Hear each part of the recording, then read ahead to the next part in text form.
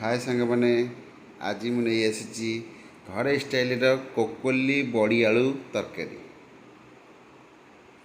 चलतु फास्ट चुली लगेदबा आउ किछि तेल पकई नबा सोरिष तेल पकेबे लुणी माछ जेहेतु टेस्ट लगे सोरिष तेल पकेबे।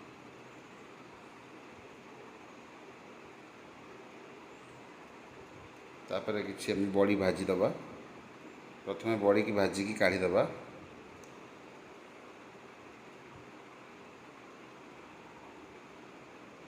बड़ी की टिके लो फ्लेम रे भाजीबा ना बड़ी पोड़ी जीवो।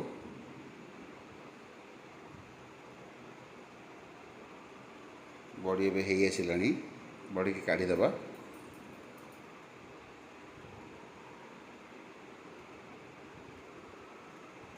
तापर तेल पकई नबा। तेल पकई नबा आलू टी पकई भाजी दबा।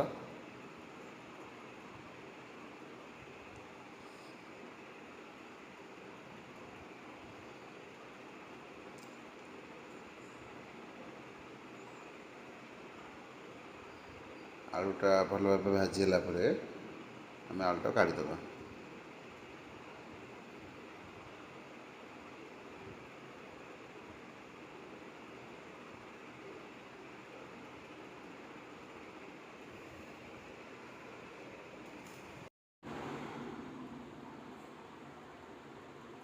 बर्तमान आउ टे तेल पकईदबा।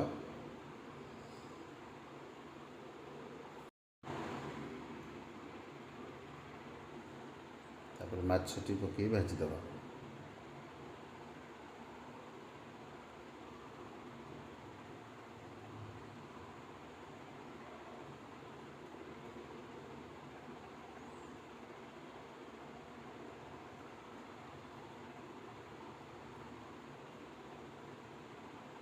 लुणी माछर भजा सोरिष तेल भजा हे तार जो टेस्ट आप सब जानी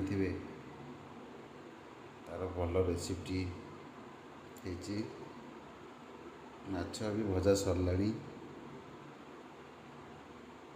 गला माछ पखापाखि माछ कढ़ा हवा होगा माछ टी काढ़ीदबा।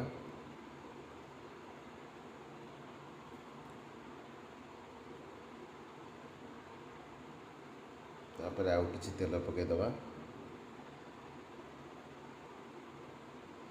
प्रथमे मसला तो आम रेडी हो प्रथमे पियाज पकई भाजीदबा।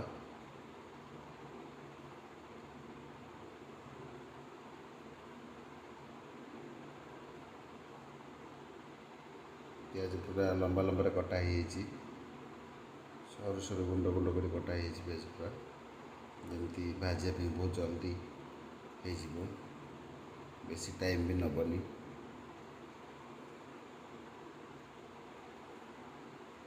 पियाज हो आसिलानी मसला पकईदबा। अदा रसुण पियाज जीरा सोरिष मिक्स हो बटा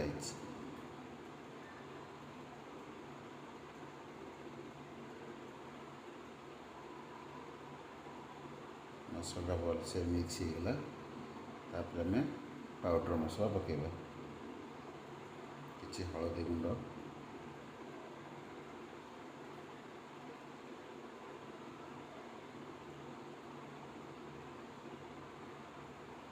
किछि लंका गुंड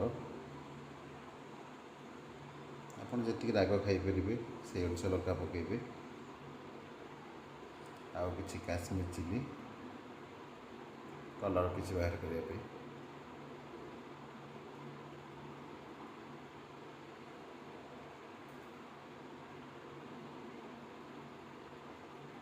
आउ टिके फिश मसला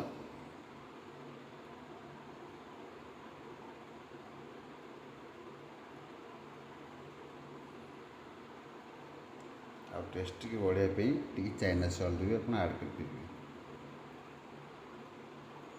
भलसे घाटीदबा। मसलाटा मिसई देकी फ्राए करेंगे।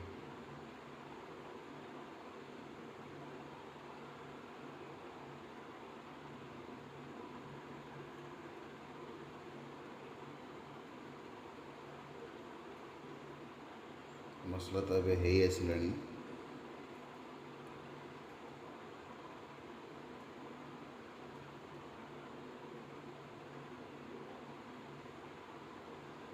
ମସଲା ଭଲସେ ଭାଜି ହେଇଗଲା। ତା ଦେହରେ ଏବେ ଆଳୁ ପକାଇଦେବା।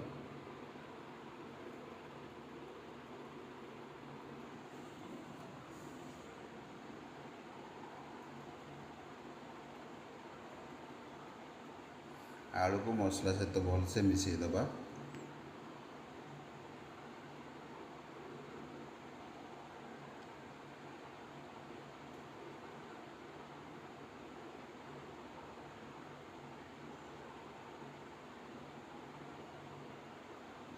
ତାପରେ ଆମେ ଗରମ ପାଣି ରେଡ଼ି କରି ରଖିଛେ ଆରପଟେ ଡିସ୍ରେ। ଏଇଟା ଭୃସଙ୍ଗା ପତ୍ର ପକାଇବା ହେଲା ଟିକେ ଫ୍ଲେଭର୍ ପାଇଁ, ତାର ଭଲ ଫ୍ଲେଭର୍ ଆସେ ଭୃସଙ୍ଗା ପତ୍ର ପକାଇଲେ।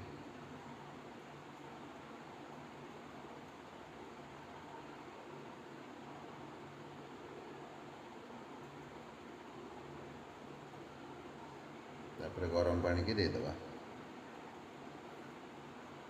ଜଲ୍ଦି ମସଲାଟା ଫୁଟିବା ପାଇଁ ମୁଁ ଗରମ ପାଣି ୟୁଜ୍ କରିବି, ଆପଣ ଚାହିଁଲେ ବି ଥଣ୍ଡା ପାଣି ଦେଇପାରିବେ।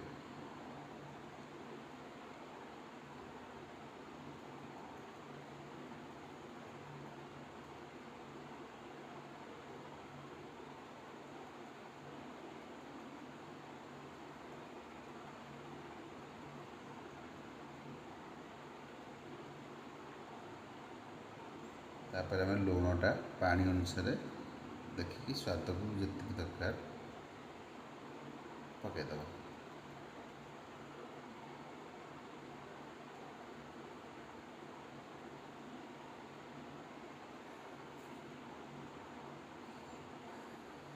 ତାକୁ ଟିକେ ଫୁଟିବା ପାଇଁ ଆମେ ଛାଡ଼ିଦେବା।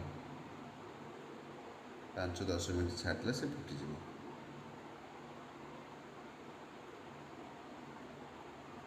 ଏବେ ତ ମାଛ ତରକାରୀ ଫୁଟିଗଲାଣି। ତାପରେ ମାଛ ପକାଇଦେବା। ଆଉ କିଛି ସମୟ ଫୁଟିବା ପାଇଁ ଛାଡ଼ିଦେବା, କାହିଁକିନା ମାଛଟା ବି ତା ଭିତରେ ସିଝିବାର ଅଛି।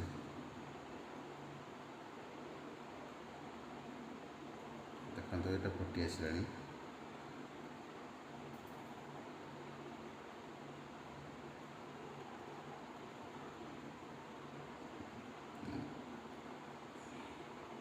ସଭା ଲାଷ୍ଟକୁ ଆମେ ବଡ଼ି ପକାଇବା, ନହେଲେ ବଡ଼ିଟା ଫିଟିଯିବ ସବୁ।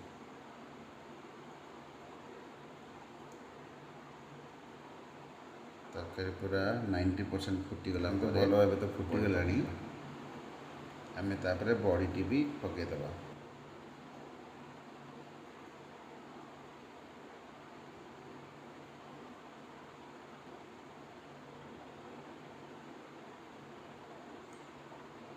ବର୍ତ୍ତମାନ ବଡ଼ି ପଡ଼ିଗଲା। ଆଉ ଅଳ୍ପ କିଛି ସମୟ ବସାଇଦେବା ତାକୁ, ବଡ଼ିଟା ଜଷ୍ଟ ଟିକେ ପାଣି ଭିଡ଼ିବା ପାଇଁ।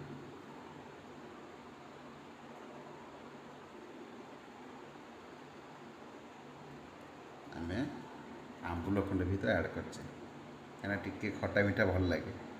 ଖଟା ଖଟା ଲାଗିଲେ ଲୁଣି ମାଛଟା ଟେଷ୍ଟ ଲାଗେ। ଆପଣ ଚାହିଁଲେ ଟମାଟୋ ବି ୟୁଜ୍ କରିପାରିବେ, ତେନ୍ତୁଳି ବି ୟୁଜ୍ କରିପାରିବେ। ମୁଁ ଏଠି ଆମ୍ବୁଲ ହିଁ ପକାଇଛି।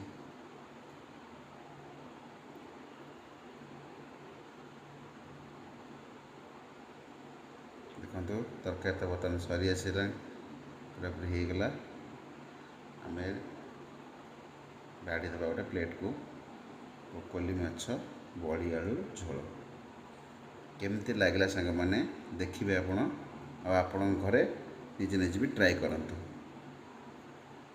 ବହୁତ ଭଲ ରେସିପିଟେ।